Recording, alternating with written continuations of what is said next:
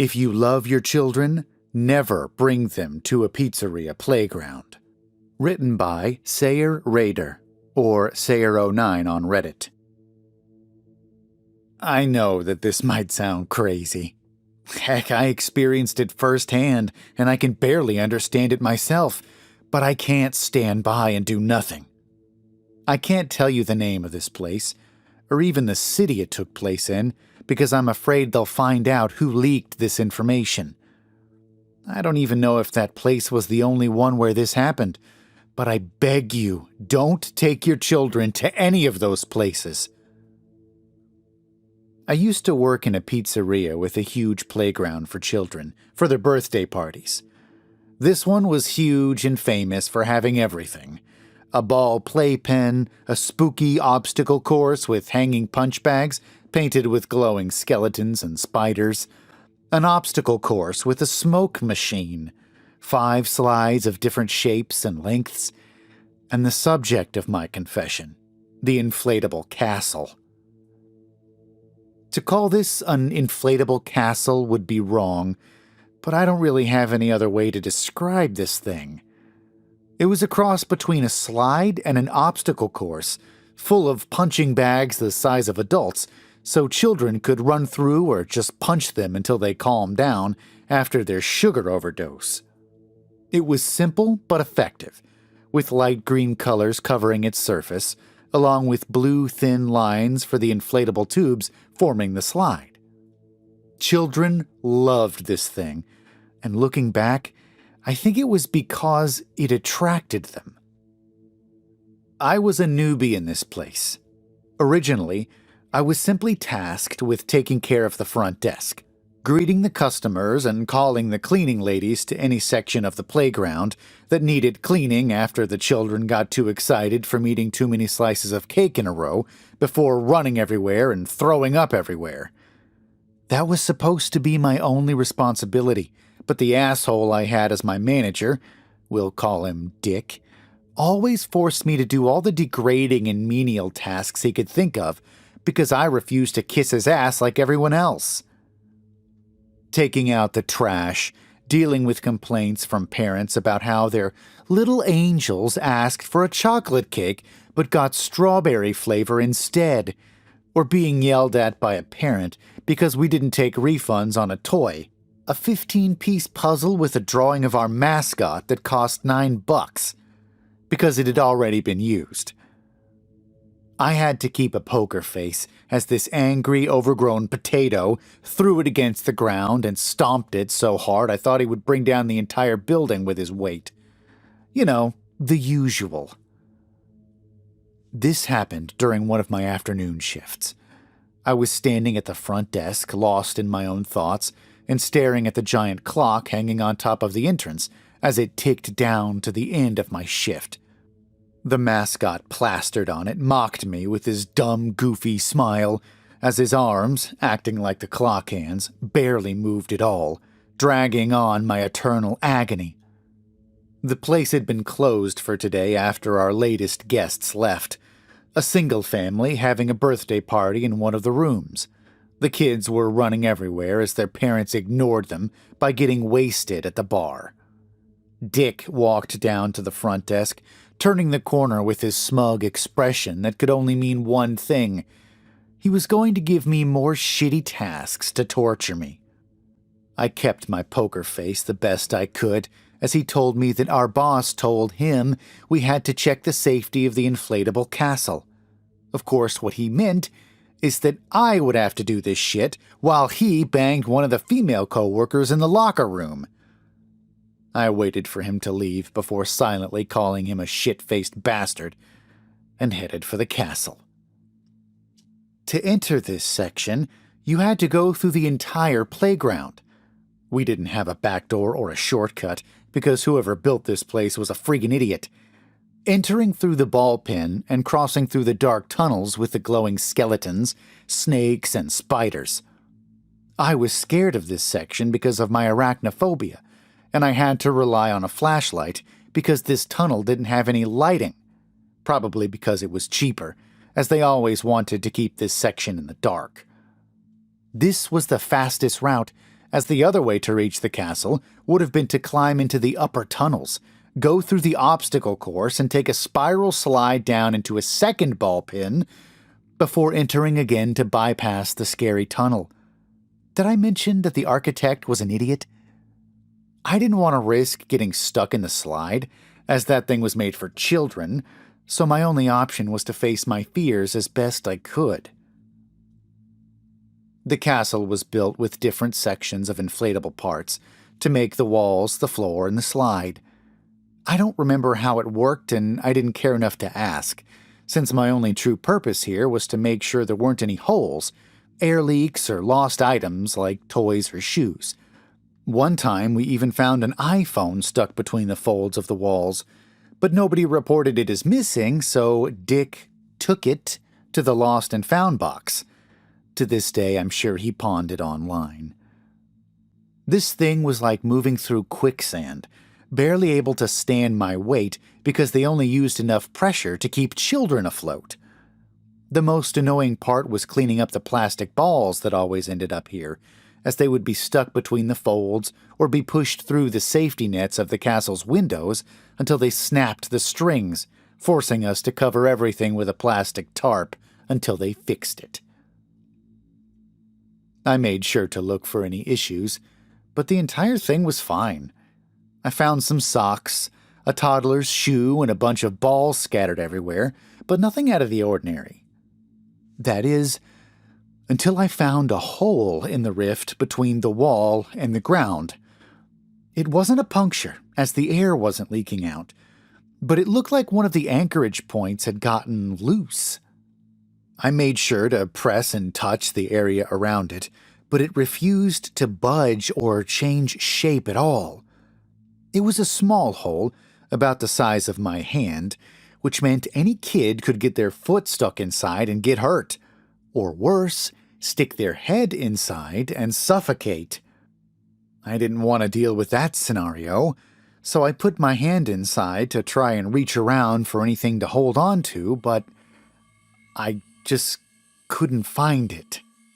I was lying on the ground, my entire arm reaching down into the hole, but no matter where I touched, I couldn't feel anything.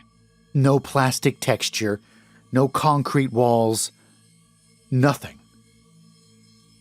That's when I realized something wasn't right, and I took my arm out. This hole looked strange, too perfect. I don't know how else I could describe it. I tried to shine my flashlight on it to see the bottom, but the only thing staring back at me was pitch black darkness. I stared down, confused, when it accidentally slipped from my fingers and fell through the hole.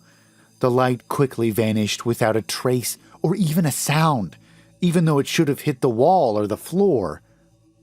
The hole seemed to react to this, as it widened open a few inches before shrinking down back to its original size. A sudden sense of dread invaded me as I realized something was wrong. I didn't dare to look inside, fearing that something would appear and drag me down too. So I tried something. Holding one of the plastic balls in my hand, I made it roll towards the hole and watched as it widened, just enough to make it roll inside before going back to its original shape. I threw a couple of balls again, and it repeated the same pattern as before, growing and shrinking all the same. This isn't a hole, a part of my mind told me. It's a mouth, and it's hungry. I didn't want to believe that, but it was hard to ignore what I was witnessing, especially after I already inspected its insides. I slowly walked away, trying to avoid disturbing whatever it was, but at this point it didn't really make a difference. I had entered its territory, messed with it, and threw things into their maw. They probably knew about my presence, but didn't care at all. Why was that? I didn't want to think too much about it, so as soon as I reached the exit, I bolted out of the playground. By the time I realized what I was doing, I was sitting on the ground and covered in sweat. I couldn't believe it. I refused, but I couldn't shake it off. I tried to convince myself that I simply imagined things, that I was too tired and half asleep, so I simply imagined this thing. Just in case, I told Dick that I found a possible hazard in the castle. If he could see it too, then it would mean it really existed, right? If it wasn't there, that would mean it never happened. He asked me about the problem, so I told him it was a hole in the castle between the wall and the floor, and his attitude changed. His grin quickly shifted into a frown, telling me that I could go home for today. I was surprised, and when I tried to ask if something was wrong, he simply yelled at me to get out of his face and leave already. I was afraid. I didn't know what I'd gotten myself into, so I went straight for the locker room to change back into my clothes and headed to the exit. I passed in front of the inflatable castle one last time, as the locker room was in the same hallway overlooking it. I tried not to look back as I left, but my curiosity got the best of me. I didn't want to turn around.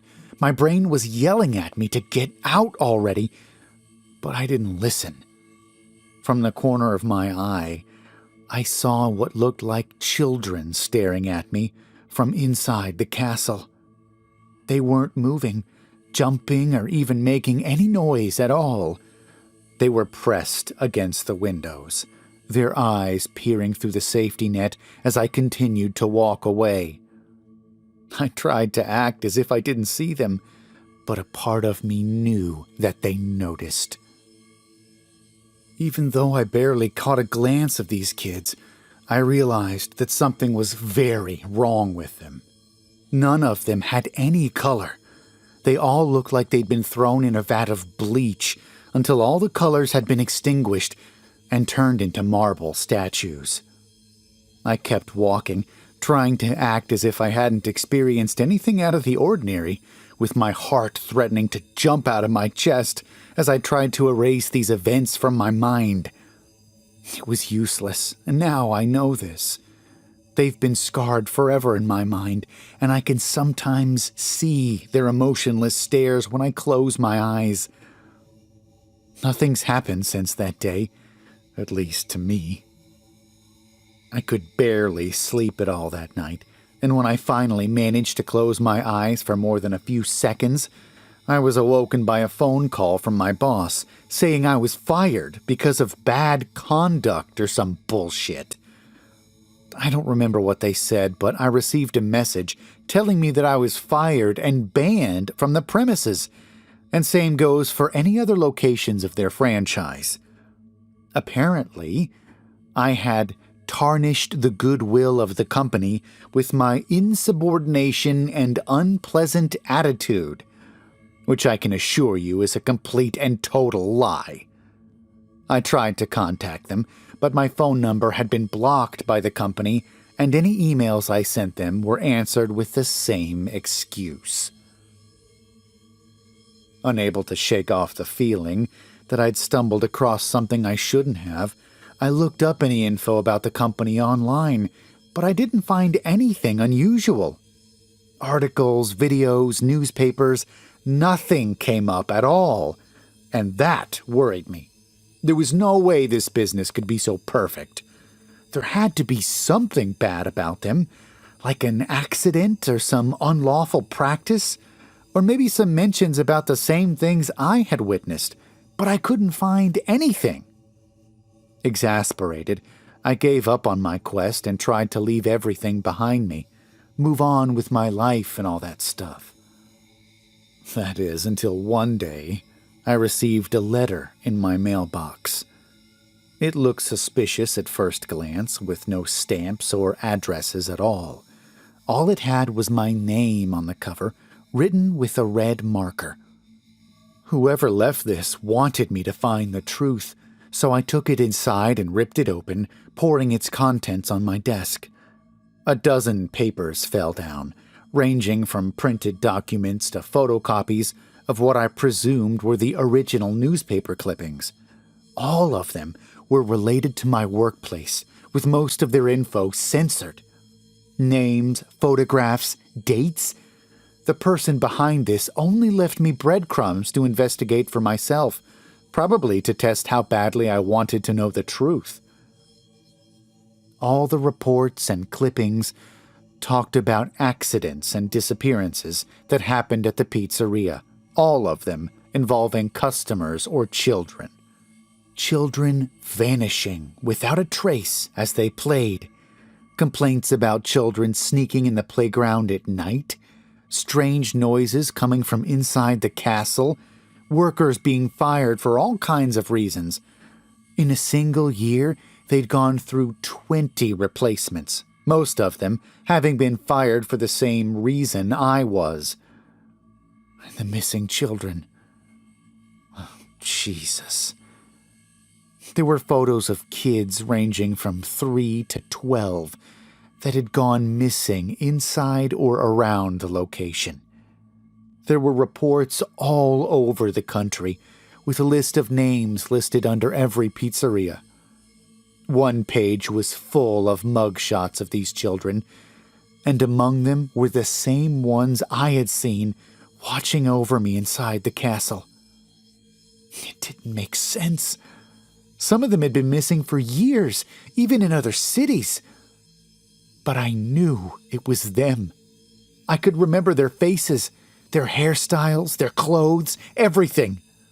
They hadn't aged a single day since they went missing. Worried about what might happen if I kept these documents with me, I dumped them inside a trash can and set them on fire, including the envelope they came with. I stared into the fire until all that remained were ashes, trying to make sure there wasn't any trace left of them. I know I'm a coward, but I can't do anything about this. Covering these incidents, taking so many measures to hide the truth, and what I experienced? I can't deal with this. I'm sorry. I wish I had the courage to post any info that might help to expose the truth. But I can't. The only thing I can do is to beg you, please, don't go to these places. Don't work for them. And most of all, don't bring your children to any parties. It doesn't matter if they hate you for it, or if they don't understand why you're doing this. It's the only way to keep them safe.